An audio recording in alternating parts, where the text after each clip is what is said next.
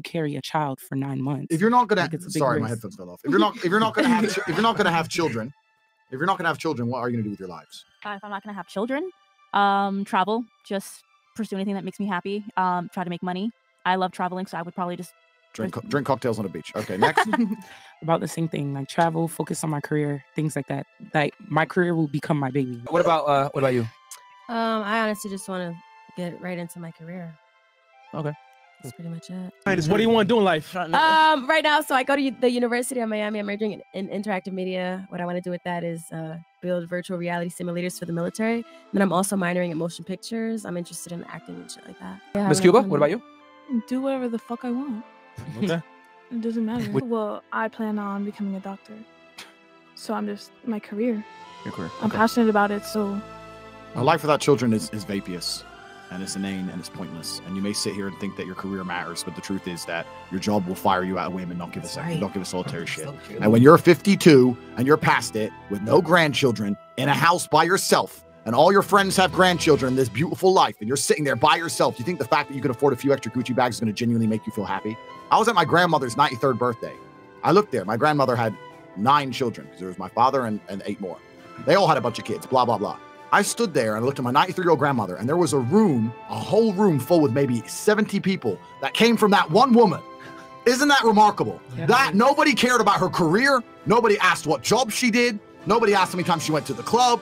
Nobody asked if she had time to go to festivals. No, you had 70 sentient beings, including myself, full of life from one woman who dedicated herself to being a mother and a good wife.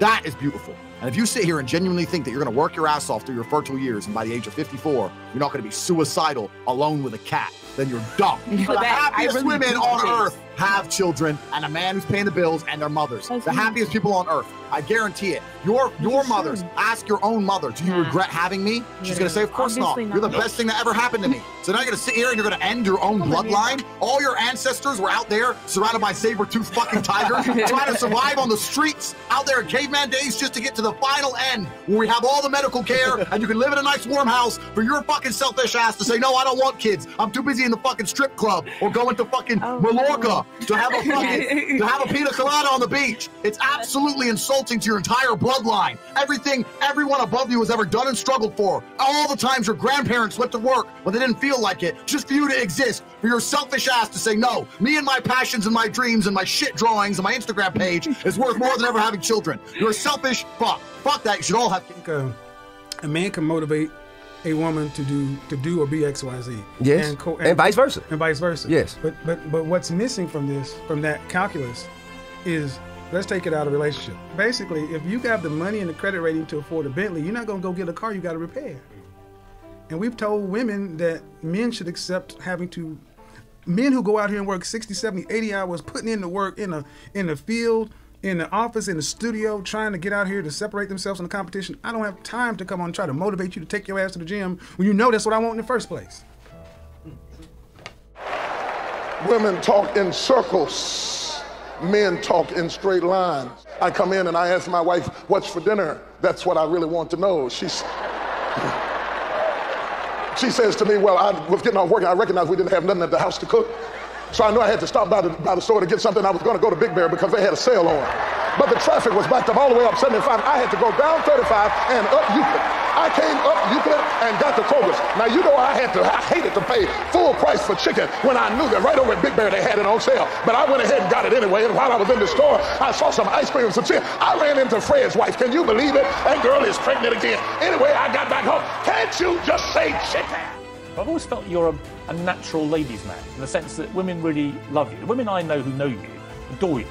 And you always seem to have a natural affinity around women. Would you accept that? Yes. I absolutely adore women. I just do. I'm a mama's boy. I absolutely love women. But I also have an abiding respect for them. I think that's what comes across more than, I'm not what you would call a ladies' man. No. I'm not a real big skirt chaser. A small-time skirt chaser? There is a secret I'll tell you after the show. Come on, what's the secret? Don't chase women. Really? They'll chase you. Is that your strategy? Yeah. Does it work? Worked very well. I'm going to get in trouble for saying this because... Explore this technique for me. So what is the technique of letting them chase you? How do you make yourself known as potentially available?